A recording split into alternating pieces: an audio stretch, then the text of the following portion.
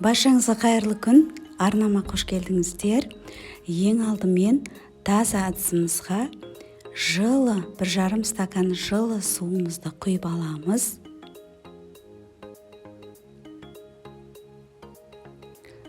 Үш ас қасық сұйық май құямыз. Және 1 ас қасық сірке суын құямыз. Және де 4 грамм аштығымызды салып, жақсылап араластырамыз. Достар, видеоның соңына дейін толық көру үшін арнаға тіркеліп қоюды ұмытпаңыз. Енді ұнымызды міндетті түрде електен өткізіп, 600-650 грамм ұнымызды саламыз. Және де 1 шай қасық толтырып, яғни дәміне қарай тұзымызды салып, жақсылап қолымызбен қамыр дайындайтын боламыз. Қамыр қолға жабысқақтау болып келеді, оны уайымдамаңыздар. Үстелдің үстіне ұнды сеуіп, жақсылап иін қандырып, илеп аламыз. Яғни арасына ұн сеуіп отыруды ұмытпаңыздар.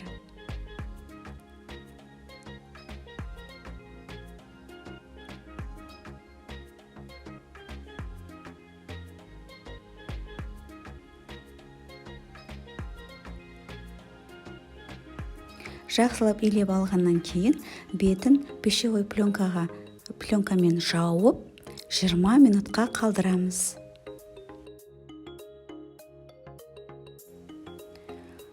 20 минут өткеннен кейін қамырымызды жақсылап қолымызбен жинақтап аламыз.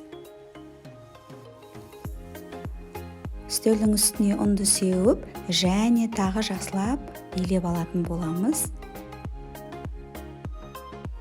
Енді қамырды теңде 2 бөлікке бөліп аламыз.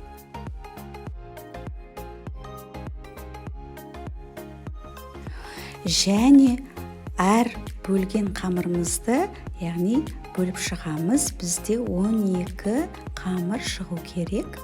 Әр қайсысын осылай жақсылап қолымызды ұнға ауната отырып, жақсылап шарикте жасап шығатын боламыз. Жасап алған әрбір шаригімізді дәл осы видеодағыдай сопақша етіп, өте қалың емес, жұқа емес, орташа көлемде сопақша етіп, оқтаудың көмегімен жайып аламыз.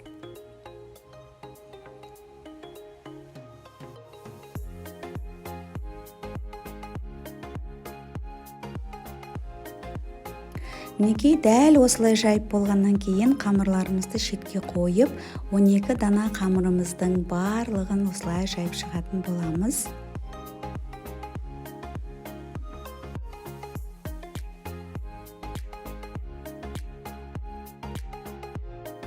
Енді шұңғылдау ыдысымызды аламыз, және де сары майды ерітіп, сұйық маймен араластырып, ыдысымызға түбіне жағып шығамыз. Жағып болғаннан кейін қамырларымызды барлығын орналастырамыз, яғни арасына майды жаға отырып, бірінің үстіне бірін орналастырып шығамыз. Арасына май жағып отыруды ұмытпаңыздар.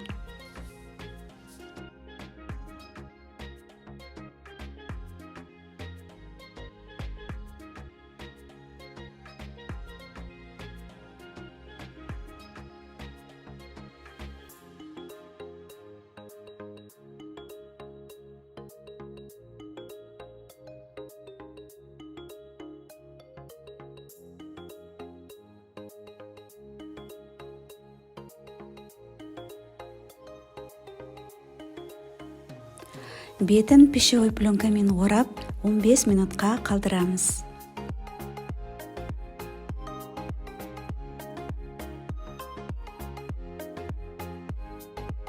Енді біз ұзынша оқтау немесе осындай үлкен қасықтың сабын қолданамыз, яғни сабынмен жұмыс жасайтын боламыз.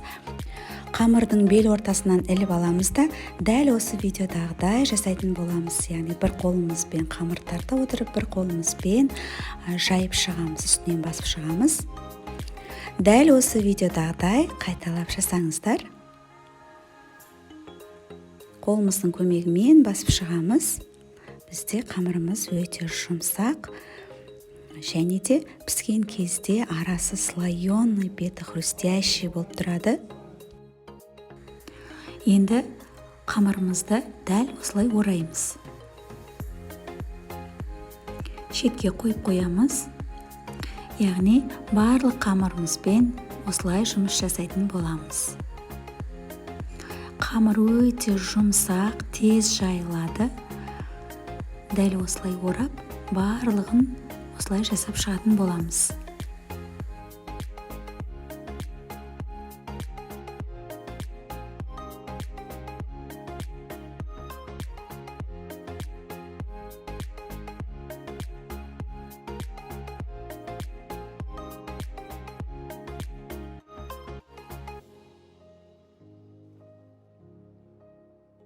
Енді қамырымызды үстінен 2-3 рет осылай басып, қалаған формамызға келтіріп жасай беретін боламыз.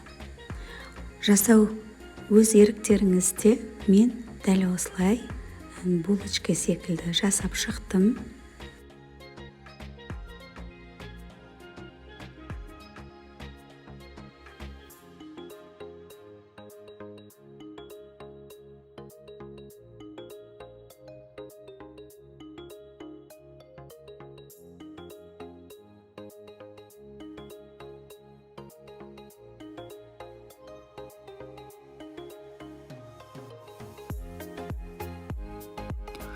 Жұмыртқаның сарыуызына 1 шай қасық сүт қосып жібереміз. Қамырдың барлығына жағып шығатын боламыз. Пешімізді алдын ала қыздырып дайындап қоямыз. Қызып тұрған пеште 150-180 градустың арасында қызарып піскенше жақсылап пісіріп алатын боламыз. Қалауларыңызша бетіне қант сеуіп қойсаңыздар болады, әсемдік үшін.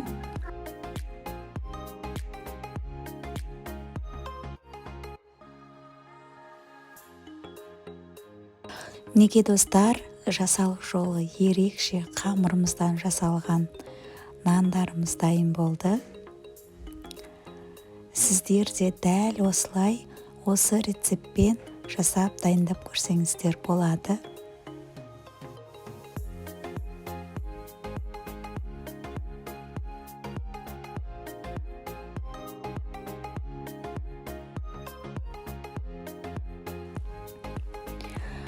Арасы да мінекей толықтай піседі және арасы слоеный, беті хрустящий болып тұрады.